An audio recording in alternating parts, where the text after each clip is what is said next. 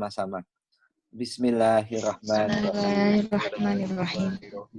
Oke, yang pertama saya kembali ucapkan selamat datang kepada teman-teman semua, para sahabat saya, dalam kelas mata kuliah Islamic Political Truth pada siang hari ini.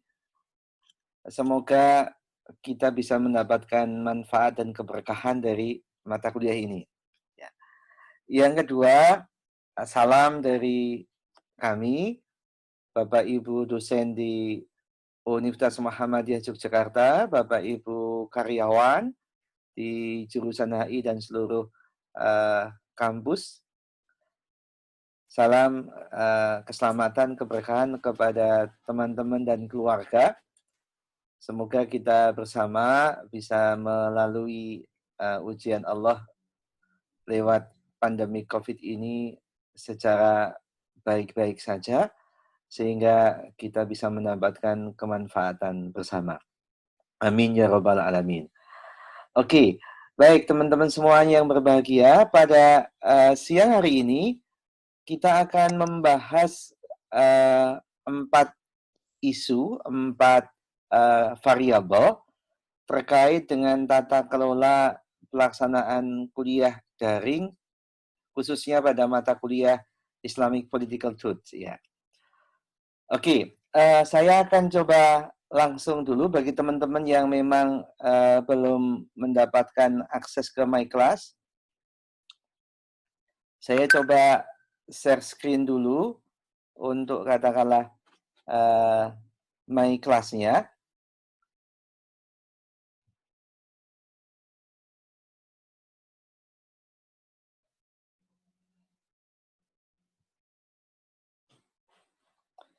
Ya, oke, saya coba masuk ke My Class. Sudah bisa diakses ya, kira-kira ya?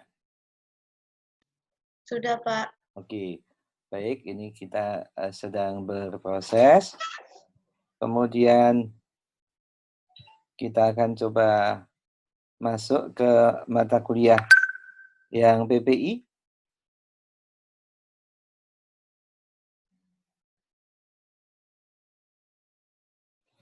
Ya. Oke, teman-teman nanti ketika sudah bisa masuk, kita harapkan untuk membaca katakanlah deskripsi dari mata kuliah ini. Mata kuliah ini berbobot 3 SKS, sehingga harapannya teman-teman nanti akan mengikuti perkuliahan dalam konteks 1 minggu itu dengan beban setara dengan 150 menit, baik dalam konteks tatap muka maupun membaca reading material, ataupun nanti mengerjakan sejumlah tugas. Untuk terkait dengan nanti tugas, kita akan bahas secara lebih detail. Ya. Oke, secara umum mata kuliah ini nanti teman-teman untuk pembacaan lebih sederhana, kita bisa lacak di competence map ini. Jadi mata kuliah ini akan membahas sejumlah tahap-tahap seperti ini. Jadi kita akan bicara tentang Islamic Political Principle in horizontal dimension sama yang di vertical dimension seumpama. Jadi nanti kita akan berbincang tentang prinsip-prinsip politiknya seperti apa. Kemudian kita juga akan berbincang tentang Islamic sources itu. Maka di sini nanti kita akan berbincang tentang apa itu ulumul Quran, jadi sebuah ilmu atau metode untuk memahami pesan-pesan Al-Quran. Kemudian kita juga akan membahas tentang ulumul hadis. Ulumul hadis itu terkait dengan ilmu-ilmu memahami tentang hadis, meskipun pembahasannya relatif sederhana, karena kalau kepingin mendapatkan comprehensive understanding, ini membutuhkan satu mata kuliah tersendiri. Tapi karena mau tidak mau teman-teman nanti yang belajar itu, maka kita berikan dalam konteks tip-tip yang paling sederhana, sampai kemudian teman-teman nanti bisa irfan memahami katakanlah Islamic source. Apa itu hadis, apa itu Quran, apa itu seumpama ayat-ayat muhkamat, ayat-ayat mutasyabihat, apa itu hadis yang sifatnya maudhu, yang sifatnya mursal, yang sifatnya sahih, dhaif, sama hasan seumpama itu sejumlah term-term yang teman-teman nanti setidak-tidaknya bisa mengetahui. Apa itu sahabat, apa itu tabi, apa itu tabiin, apa itu tabiin dan berikutnya. Itu sejumlah keywords yang harapannya teman-teman sudah bisa mengetahui meskipun di level masih elementer, tidak masalah. Kemudian ini ada cerita usul fikih. Jadi usul fikih nanti akan lebih banyak berbincang tentang bagaimana memahami sumber-sumber hukum atau fikih itu secara mendasar. Nah, dalam bahasa operasionalnya, memahami syara, memahami syariat Islam, memahami pesan Islam itu secara tafsili, secara mendetil. Jadi, tapi tetap karena kalau memahami secara mendetil itu membutuhkan kajian secara komprehensif, ini bisa jadi butuh sampai katakanlah mohon maaf beberapa kali subjek yang harus ditempuh, maka kita nanti pemahamannya lebih pada pemahaman yang sifatnya elementer terlebih dahulu. Seumpama kita akan belajar sejumlah maqasidus syariah. Jadi bagaimana kita bisa mengetahui tujuan utama dari syariat. Jadi maqasidus syariah, maqasid itu artinya maksud. Jadi kata maksud dalam bahasa Indonesia itu berasal dari bahasa Arab itu. Apa tujuan utama dari syariat? Seumpama kalau para imam mazhab mengatakan tujuan syariat itu punya tujuan untuk melindungi 5 hal yang besar. Melindungi agama, melindungi akal, melindungi harta, melindungi jiwa, melindungi kehormatan, dan berikutnya. Seumpama itu para ulama mencoba membagi. Kita juga akan belajar apa itu yang disebut dengan hukum terkait dengan isu-isu yang doruriyat, isu-isu yang primary needs gitu. Kayak 5 hal tadi yang kita sebut, dari perlindungan terhadap agama sampai perlindungan kepada kehormatan, itu bagian daripada primary need, atau orang menyebutnya para ulama sebagai doruriyah, sebagai kebutuhan yang paling mendasar. Ada kaidah yang terkait dengan yang namanya kebutuhan hajatiyah, kebutuhan yang sifatnya daily life, kebutuhan untuk hidup. Gitu. Nah, ada kebutuhan yang namanya tahsiniyah, kebutuhan untuk kita bisa mendapatkan sesuatu yang lebih baik. Contoh nanti kita berbincang, jilbab bagi seorang muslimah itu kira-kira sebagai apa? Oh ya, kalau dalam konteks doriyah, jilbab itu diasumsikan sebagai kebutuhan yang paling mendasar. Gitu. Apa yang paling mendasar dari jilbab? Yang menutupi aurat seorang muslimah. Nah, kalau kemudian, Pak, bagaimana nanti kita bicara tentang jilbab dalam konteks pakaian? Ada jilbab kalau di negara-negara Timur Tengah menggunakan warna yang gelap dengan menggunakan bahan-bahan yang sangat tebal. Bisa jadi sangat berbeda dengan kebutuhan jilbab yang ada di masyarakat di kawasan Asia Tenggara. Yang bisa jadi katakanlah situasi iklim yang berbeda itu akan mendefinisikan tentang bahan sama warna pakaian itu menjadi sangat optional. Gitu. Bagaimana Pak kalau kita bicara mode jilbab? Oh, kalau sudah kita bicara model jilbab, maka kita sudah bicara dalam konteks pemahaman kaidah-kaidah tahsiniyah. Nah, besok kita akan berbincang seperti itu. Nah, berikutnya, ketika kita sudah mengetahui tentang usul fikih, harapannya kita akan bicara tentang maqasidus syariah dalam konteks politik. Nah, kita akan khusus bicara maqasidus syariah, tujuan dari syariat dalam konteks politik. Nah, Pasca ini kita akan kelola dalam konteks bar yang paling bawah ini akan kita kelola sebelum midterm. Ini kita akan kelola. Kemudian yang ada di atas di sini dari classical political truth sampai political truths in Islam itu. Jadi kita akan berbincang pasca midterm. Nah, itu seumpama pembahasan yang pertama kita membahas scope materi seperti ini. Untuk detail bahan-bahannya nanti teman-teman bisa coba menelusuri sejumlah session di bab yang sudah kita sampaikan. Oke, mungkin ada pertanyaan dan komentar bagi teman-teman semuanya, para sahabat super. Dipersilahkan kalau ada pertanyaan terkait dengan katakanlah kalau memang ada pertanyaan atau mau mungkin ditambah gitu untuk kompetensi map-nya, ada usulan? Saya rasa sudah cukup, Pak. Sudah cukup, nggih, matur nuwun. Ya, baik. Ini yang pertama. Jadi deskripsi materi pembelajaran nanti akan berbincang katakanlah plus minus 9 kotak ini. Yang kedua, kita akan berbincang tentang metode perkuliahan. Nah, jadi nanti kita bisa membuat kesepakatan. Memang kampus sudah menyediakan My Class, tapi My Class itu punya kelebihan sama kelemahan karena basisnya My Class itu adalah asynchronous meeting. Jadi kita nggak bisa bertatap muka secara langsung. Kalaupun ada forum, nanti basisnya adalah chat. Basisnya adalah hanya teks. Kita tidak bisa berbincang secara langsung, bertanya jawab secara langsung dengan menggunakan media suara.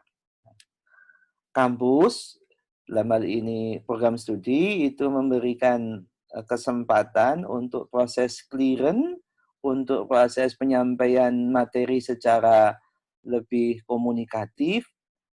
Kampus memberikan kesempatan sekurang-kurangnya untuk setiap mata kuliah kita melakukan tatap muka itu sebanyak 5 kali tatap muka secara daring.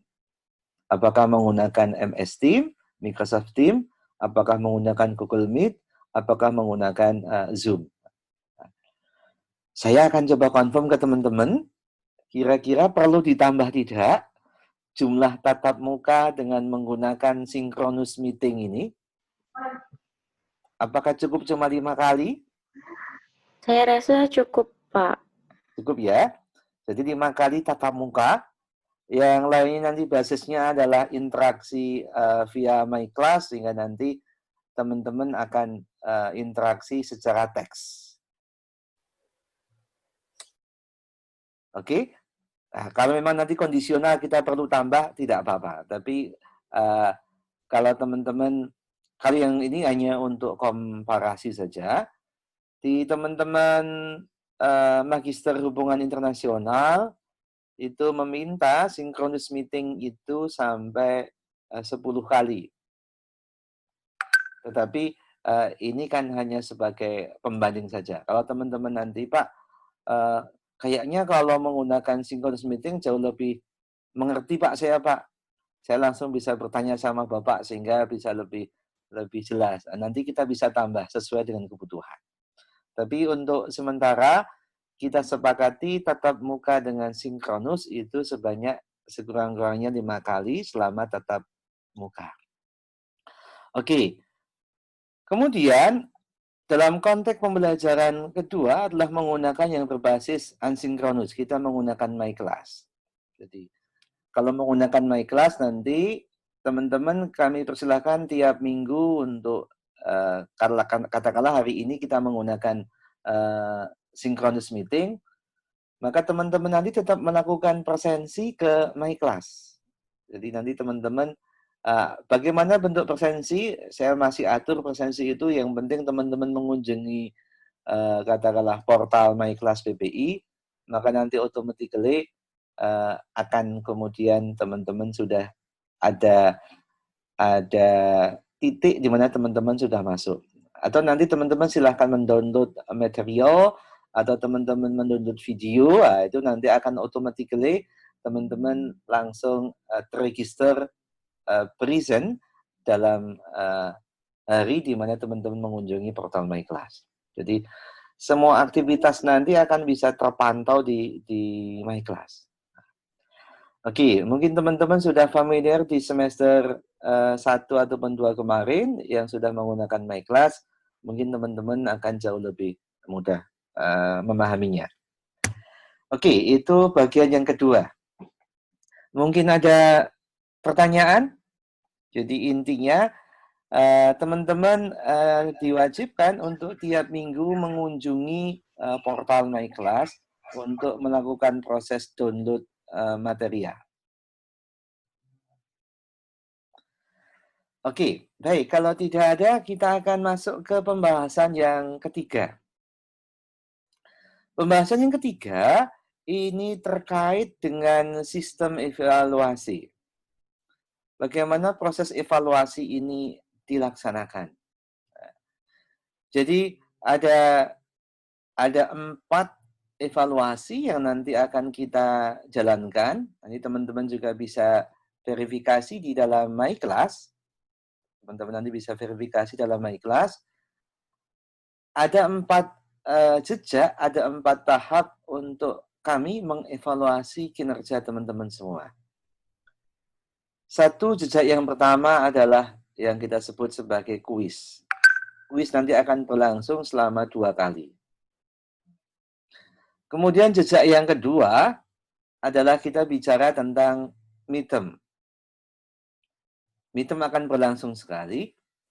Jejak yang ketiga adalah final examination. Kemudian yang terakhir itu adalah jejak attendance, jejak kehadiran. Nah, jadi di dalam deskripsi mata kuliah ini kita sudah berikan informasi untuk katakanlah prosentase untuk grading score itu teman-teman seumpama assignment sama attendance ini berkontribusi sampai 30%. Jadi setiap tatap muka itu akan berkontribusi sebesar katakanlah 16%. Jadi setiap teman-teman hadir dalam konteks tatap muka itu berkontribusi 1%, maka karena kelas ini akan dikelola selama 16 kali tatap muka, termasuk dengan kuis dan UTS dan UAS, begitu hadir teman-teman akan mendapatkan kontribusi 1%, sehingga totalnya ada 16%. Ada 2 kali kuis, 1 kali kuis itu setara dengan 7%, sehingga totalnya 7% dikalikan 2, ditambahkan dengan 16, sehingga mendapatkan angka untuk assignment and attendance itu 30%. Untuk kompetensi tes, ini adalah midterm, ini akan berkontribusi 30%.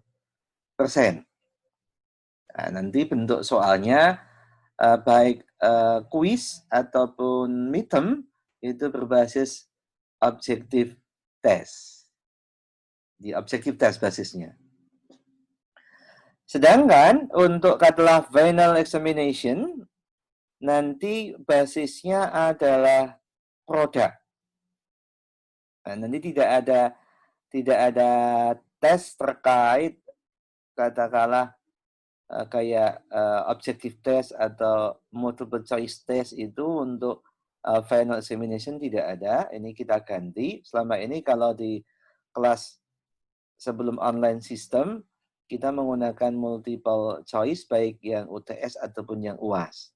Nah, untuk yang UAS, untuk yang final examination, nanti teman-teman akan berbasis, katakanlah teman-teman bisa memilih membuat paper, gitu ibaratnya. Teman-teman bisa memilih membuat paper, ataukah teman-teman nanti memilih membuat video. Jadi, teman-teman bisa memilih membuat paper ataupun membuat video. Ini pilihan optional. Kemudian Ada yang namanya additional katakanlah additional score, additional assignment. Yang ini sifatnya akan menambah akumulasi skor dari teman-teman. Jadi seumpama katakanlah edit score itu kita bicara tentang memorizing persis. Memorize persis. Hafalan surat Al-Quran. Nah, kita sudah tetapkan ayat yang perlu teman-teman nanti hafal itu adalah surat Al-Hujurat. Surat ke-49. Itu ada 18 ayat. If you can memorize one verses, you can get additional score sekitar 1 poin. Selama teman-teman mendapatkan, Pak saya hafal 2 ayat Pak, maka automatically skor teman-teman akan mendapatkan tambahan 2. Ini contohnya. Ini sifatnya optional bagi teman-teman yang Pak saya kepingin mendapatkan skor tambahan karena saya agak pesimistis dengan hasil skornya. Karena kalau dengan menggunakan My Class nanti semua skor itu akan terdisplay di dalam My Class. Teman-teman langsung akan tahu kuisnya dapat berapa, kemudian UTS-nya dapat berapa, semua langsung terdisplay. Sehingga teman-teman langsung bisa menghitung kira-kira skor saya dapat berapa ya. Saya kayaknya kok agak khawatir skor saya nggak bisa mendapatkan katakanlah maximum skor. Maka teman-teman nanti bisa memilih opsi untuk melakukan additional assignment gitu ya, lewat memorize persis from Al-Hujurat surah. Ibaratnya seperti itu. Ya. Oke, mungkin ada pertanyaan untuk terkait dengan perbincangan yang ketiga ini tentang sistem evaluation-nya. Dipersilahkan kalau ada pertanyaan. Halo Pak, saya mau tanya. Ya, silahkan Mbak. Tadi pemilihan untuk menghafalkan suratnya itu berarti tidak wajib ya Pak? Tidak wajib, optional. Okay. Dan suratnya tadi surat Al-Hujurat 18 ayat ya? Betul. Jadi kalau boleh teman-teman bisa menghafalkan 1 ayat, 2 ayat, 3 ayat, tidak apa-apa. Kalau bisa hafal 18 ayat, maka automatically teman-teman akan mendapatkan tambahan skor 18 skor kan. Nah, itu nanti dalam bahasa saya, itu akan bisa mengupgrade your score in one level gitu ya. Seumpama sebenarnya begitu dihitung di My Class, teman-teman itu dapatnya katakanlah dapat skor B gitu. Maka dengan katakanlah nanti ada additional score itu nanti akan terupgrade dengan sendirinya. Oh Pak, ternyata saya di My Class itu mendapatkan skor B Pak. Tapi dari nilai yang saya kumpulkan ke akademik itu sudah berubah. Begitu. Jadi tambahannya sesuai dengan banyaknya ayat yang dihafal. Terus Pak, proses pengumpulannya Ya, atau proses hafalannya itu melalui sistem daring atau bagaimana? Atau langsung ke Bapak saja video call seperti itu atau bagaimana? ya. Memang nanti selama ini yang kita lakukan karena situasinya adalah sistem seperti hari ini, teman-teman nanti kita minta untuk melakukan katakanlah mohon maaf perekaman dan kemudian nanti di-upload. Direkam, mungkin buat katakanlah size yang kecil gitu ya. Kalau nanti bisa karena rekam ini untuk ada proses verifikasi, meskipun saya juga nggak hafal one per one my student, ibaratnya face-nya nggak hafal, tetapi mudah-mudahan nanti dibuat video buat ukuran yang kecil, nanti kemudian kita siapkan kayak, mohon maaf, Google Form, teman-teman nanti bisa mengupload, kemudian disertakan surat pernyataan. Ada surat pernyataan, nanti template-nya saya buatkan, bahwasanya teman-teman melakukan aktivitas penghafalan ini secara adil gitu. Jadi siapa yang nanti tanda tangan, bisa jadi kakak, adik, orang tua, ataupun orang di sekitarnya. Begitu Mbak, itu teknisnya. Baik, Kalau Pak. nanti Sudah kita cukup. Terima menggunakan model, kasih. kami model video conference, nanti khawatirnya agak ribet semuanya gitu ya. Khawatirnya nanti situasinya agak ribet kalau posisinya teman-teman menggunakan sistem self report itu, insya Allah mekanisme akan jauh lebih mudah. Memudahkan bagi mahasiswa dan juga memudahkan kami melakukan proses verifikasi. Baik, Pak. Sudah cukup Oke, jelas. Terima kasih ya. sama-sama Mbak, terima kasih. Ada yang lain bagi teman-teman yang mau mengkonfirmasi terkait dengan proses penugasan? Ya, kalau belum saya akan tambahkan lagi, bagaimana terkait dengan yang namanya penulisan artikel ataupun pembuatan video. Nah, kalau artikel, nanti kita berikan untuk penulisan artikel ataupun pembuatan video, itu ada 2 sistem evaluasi. Tergantung dari katakanlah pandangan dari pihak luar, pandangan dari pihak ketiga. Seumpama kalau artikel, maka teman-teman nanti harus melakukan submission ke jurnal, ke academic journal. Dia wajib melakukan submission ke academic journal. Seumpama ini sedikit memberikan sugesti bagi para sahabatku semua. Jadi program studi itu sudah memberikan kesempatan teman-teman nanti bisa lulus jenjang undergraduate program ini tanpa melewati proses penulisan skripsi. Jadi sangat mungkin teman-teman nanti di semester ke-7 itu tinggal melakukan submission terhadap artikel yang sudah teman-teman submit. Kalau nanti sudah accepted, ini posisinya kalau sudah accepted, maka sebenarnya teman-teman nanti tidak perlu membuat skripsi secara disiplin, gitu. Karena ibaratnya publikasi di jurnal itu sudah menjadi bagian dari proses penulisan tugas akhir.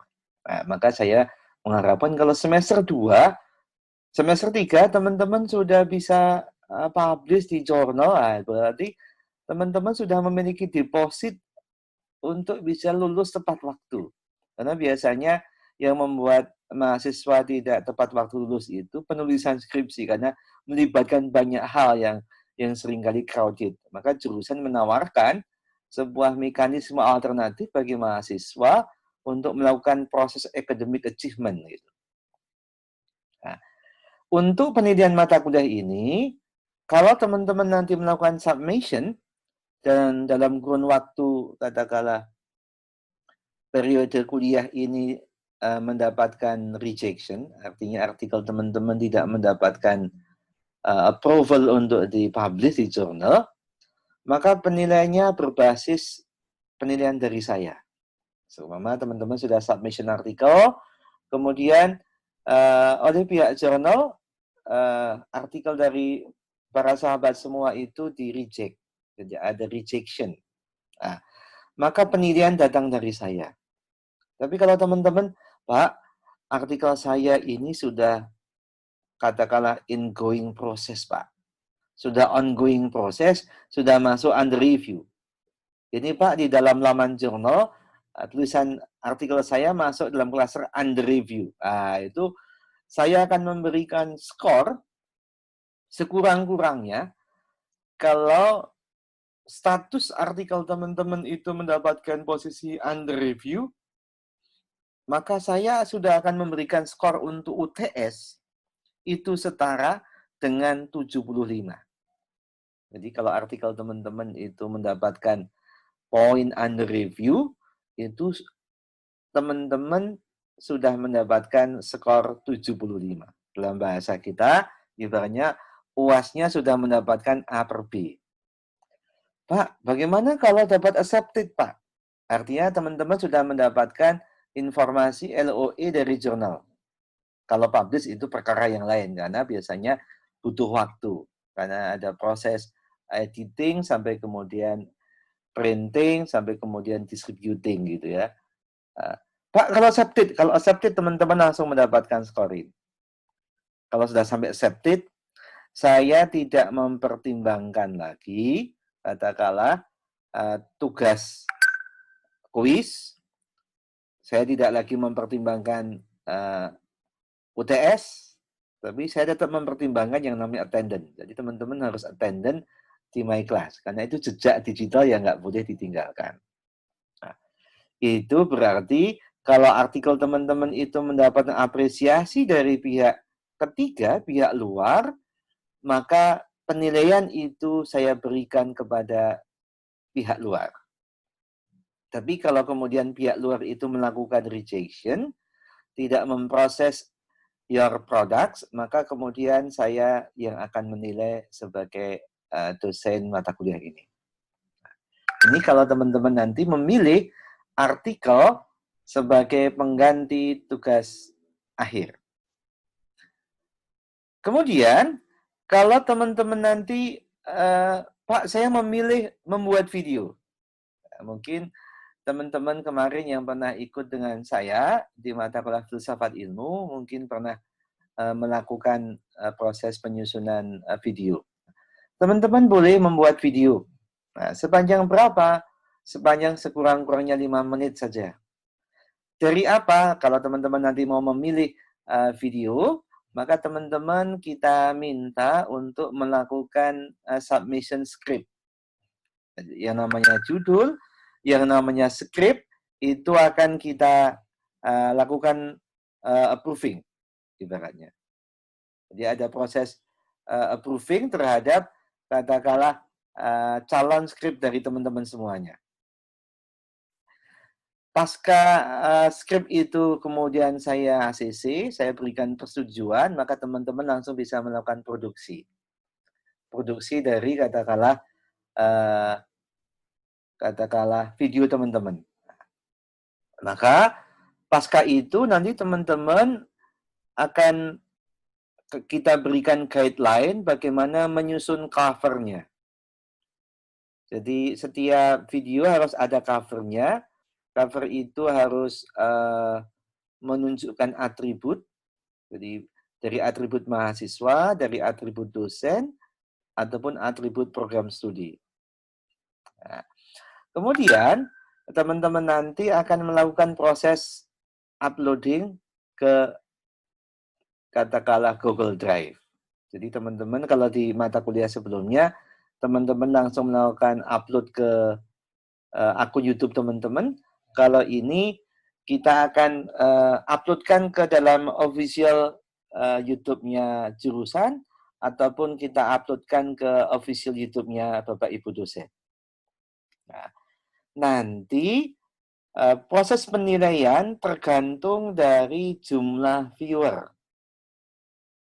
Seumpama katakanlah teman-teman mendapatkan viewer 500 viewer selama proses perkuliahan ini berlangsung dari YouTube yang sudah kita setujui dan kemudian kita uploadkan ke YouTube dan kemudian video tersebut mendapatkan viewer, kita tidak bisa mendapatkan mohon maaf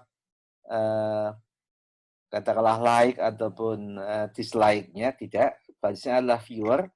Kalau viewernya itu di atas 500, maka kita langsung bisa memberikan grade kepada teman-teman semua. Semua sudah dapat 500, maka ada di posisi A per B. Kalau dapat 500. Kalau nanti dapat 600, jadi ibaratnya kalau 500 sampai 600 itu masih A per B. Kalau mendapatkan sampai 600 viewer, maka langsung akan mendapatkan di sini. Mendapatkan skor A. Nah, ini juga sama dengan kasus di jurnal, maka video akan bisa mereplace all of your score, gitu ibaratnya. Nah, pengalaman dalam konteks memverifikasi semester kemarin, untuk mendapatkan skor 600 viewer itu tidak terlampau sulit. Pengalaman yang saya lihat. Nanti saya langsung bisa pantau di akun YouTube-nya jurusan ataupun nanti kalau disepakati menggunakan akun YouTube-nya dosen, nanti saya langsung bisa pantau berapa banyak viewer yang melihat. Jadi seumpama proses penghitungan viewer akan ditutup di katakanlah seumpama bulan Desember tanggal 30 seumpama. Nah, maka di tanggal dan bulan itu sebagai basis proses penilaian. Ya. Oke, mungkin ada pertanyaan terkait tentang sistem evaluasi. Pak, saya mau bertanya, tapi bukan tentang ini sistem evaluasi. Monggo, tidak apa-apa Mas, dipersilakan. Kayaknya ini Pak, ada yang mau join tapi belum diizinkan masuk. Oh, sebentar, saya coba cek lagi. Oke, Pak. Ini kok sudah nggak ada Mas nih? Oh ya, ada satu orang. Mas Sultan. Baik, monggo, ada lain lagi sambil saya pantau yang mau join. Dipersilahkan kalau ada pertanyaan.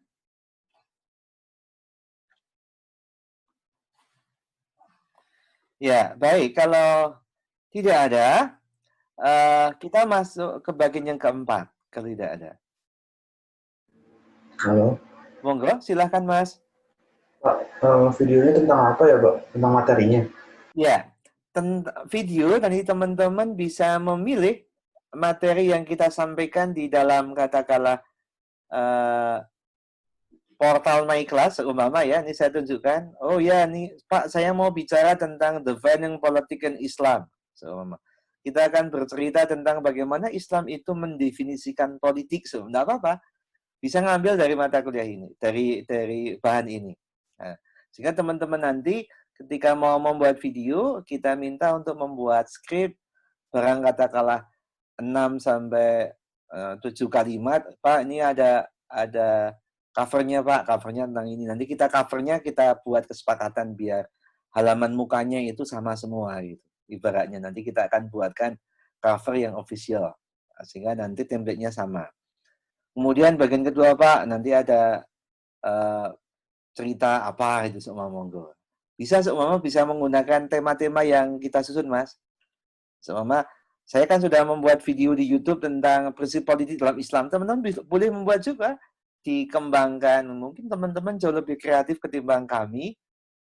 Bisa dibuat animasinya, tapi saran saya akan sangat bagus video itu adalah murni karya teman-teman. Karena ini untuk melatih soft skill teman-teman. Di semester kemarin, saya masih ada menemukan beberapa mahasiswa itu melakukan duplikasi gitu. Jadi khawatirnya karena nanti di-upload di akun official dari departemen, kalau nanti ada persoalan hak cipta memang jadi agak ribet. Maka kita harapkan nanti teman-teman bisa membuat video dengan basis animasi, basis grafisnya itu karya teman-teman saja. Bisa dibuat PowerPoint kemudian di screen recording atau bisa menggunakan OBS atau menggunakan katakanlah Zoom, itu kan bisa ya. Zoom itu kayaknya bisa membuat video yang size-nya ringan tapi dengan kualitas katakanlah high definition seumpama, cukup 5 menit saja. Nanti bisa diambil dari tema-tema ini, Mas. Begitu, contohnya ini tema-tema yang bisa diambil, nanti saya akan melakukan proses seleksi. Oh ya, Mas, tema ini sudah ngambil banyak Mas, maka kita minta tema yang lain seumpama. Pak, saya mau bercerita pemikiran politik sekuler, Pak. Tapi yang basisnya siapa? Ali Abdul Razik seumpama. Basisnya siapa? Fazlur Rahman. Ini boleh enggak apa-apa. Ambil satu-satu saja. Karena videonya kan video cuma singkat, hanya 5 menitan.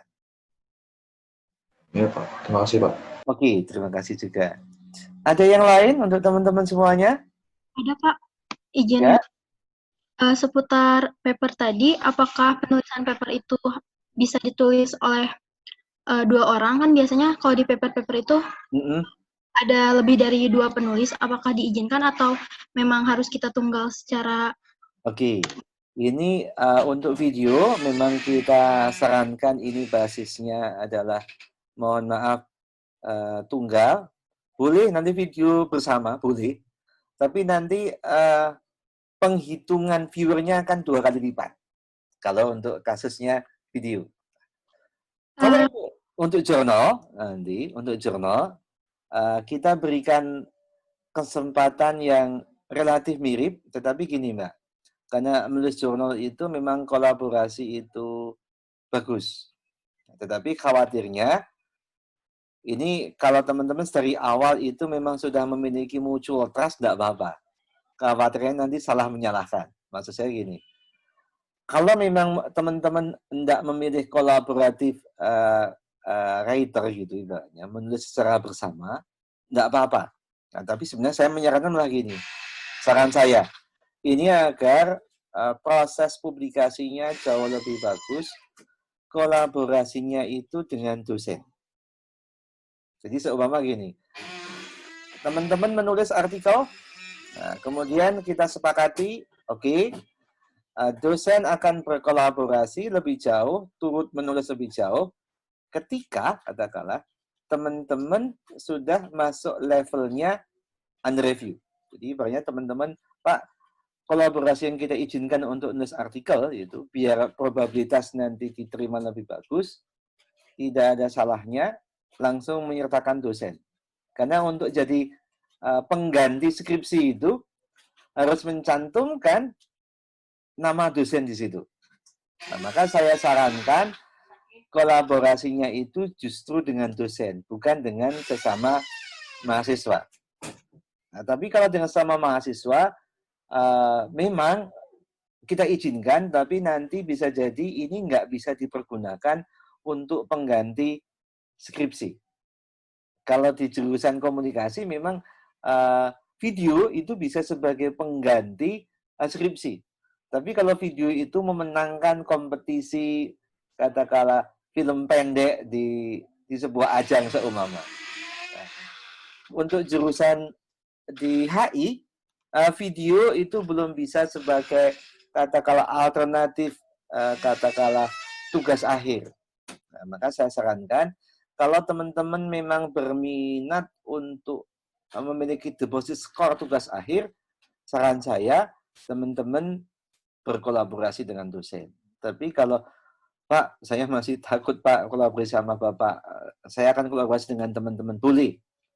Tapi nanti hasilnya itu nggak bisa sebagai deposit tugas akhir. Begitu Mbak. Boleh maksimal 2 orang. Baik Pak, terima kasih. Oke. Ada yang lain yang mau dipertanyakan? Terkait dengan sistem penugasan? Monggo, kalau masih ada, ini sudah berlangsung 40 menit. Masih ada 10 menit yang kita sediakan untuk kita berdiskusi pada studium general pada siang hari ini. Monggo, dipersilahkan kalau ada pertanyaan. Ya, baik, kalau tidak ada. Yang Pak, monggo Mbak, silahkan. terima kasih Pak waktunya. Saya pamit izin mau tanya Pak. Oh iya, silakan Mbak. Untuk nanti itu dari IPIRAL sendiri bisakah Pak kita dibuat grup tersendiri Oh iya, supaya boleh, tidak Mbak. tumpang tindih Pak? Iya, ini tadi posisinya memang katakanlah kami mendapatkan akses itu secara general gitu dari administrasi jurusan. Saya tadi confirm ke Pak Jumari, Pak ini all of student Pak, ya oke. Maka nanti silakan nanti langsung kontak. Kita akan membuat basisnya berdasarkan per kelas, termasuk juga nanti basisnya berbasis apakah regular program ataupun international program. Nah, karena hari ini posisinya jurusan belum bisa mendistribute katakanlah member of class secara ya official class itu belum dapat, maka kemudian tadi saya pilih menggunakan sistem studium general. Nanti kita akan bisa-bisa untuk grup BA-nya, Mbak. Insya Allah. Oke, baik Pak. Nanti untuk linknya di-share ya Pak di grup yang sudah ada. Oke, nggak apa-apa. Mungkin nanti cara sederhananya seperti ini. Kita minta teman-teman untuk masing-masing kelas itu membuat katakanlah grup. Kalau teman-teman belum mendapatkan katakanlah nama-namanya, saya bisa share nama-nama yang masuk di dalam per kelasnya. Nanti saya bisa sharekan sehingga teman-teman nanti bisa membuat grup, kemudian bisa memviralkan sehingga semua teman-teman nanti dalam satu kelas akan masuk dalam grup secara konsisten. Oke, Oke? baik Pak. Baik, Baik Pak. terima kasih. Salah. Terima kasih Pak. Oke. Baik, masih ada yang mau ditanyakan untuk sampai ke part 3 ini kita bicara tentang sistem evaluasi. Baik, kalau tidak ada, kita akan masuk ke the last part. Itu kita bicara terkait dengan evaluation, post-evaluation. Jadi katakanlah ini terkait kalau di semester kemarin ada 9 mahasiswa komplain terhadap skor gitu. Karena kemarin sistem pengumpulan aktivitas tugas itu berbasis menggunakan Google Form gitu. Nah, dan banyak mahasiswa kemudian mengalami problem karena mungkin jaringan internetnya nggak bagus, sehingga dalam periode Google Form itu kita buat, mahasiswa sudah mengasumsikan, sudah berhasil melakukan submission, tapi ternyata tidak ter-record di dalam Google Form saya. Banyak juga kemarin kasus mahasiswa ketika melakukan submission pada waktu ikut kuis ataupun ikut midterm, gagal submission, ibaratnya gitu. Nah, maka nanti bagi teman-teman yang nanti memang terdapat problem connection, Pak, pada waktu kuis ternyata Pak saya gagal submission Pak. Nah, maka nanti kita akan coba perbincangkan bagaimana mekanisme untuk additional katakanlah examination. Nah, nanti kita tetap berikan ruang kesempatan di tengah isu pandemi ini, kita berikan akses kemudahan bagi para mahasiswa agar karena kita paham ada kemungkinan kuliah ini bisa jadi online selamanya dalam semester ini, bisa jadi karena situasi COVID ini memburuk gitu. Meskipun ada skenario katakanlah di bulan November teman-teman nanti akan offline, tapi kita nggak tahu, semoga saja kita bisa offline sehingga nanti teman-teman bisa berkunjung kembali ke Jogja, ke kampus UMB. Tapi kalau nanti seumpama itu COVID ini masih belum under control sampai tahun 2021, maka kita sangat empati pada teman-teman. Kalau ada jaringan yang kurang bagus, kalau ada connection yang kurang bagus sehingga submission itu gagal, maka kita berikan ruang teman-teman untuk mengikuti additional examination. Ini bagian daripada empati kami kepada teman-teman. Demikian sedikit diskusi tentang katakanlah Studium General on Islamic Political Truths. Mungkin teman-teman ada pertanyaan akhir sebelum nanti kita tutup pertemuan pada siang hari ini. Dipersilahkan kalau ada pertanyaan. Nanti saya akan kirimkan katakanlah rekaman pada siang hari ini, akan saya upload ke YouTube sehingga teman-teman nanti bisa mendownload bagi teman-teman yang belum mengikuti join in this class, in this session. Monggo dipersilahkan bagi teman-teman semua kalau masih ada pertanyaan, tanggapan, ataupun komentar terhadap diskusi kita pada siang hari ini.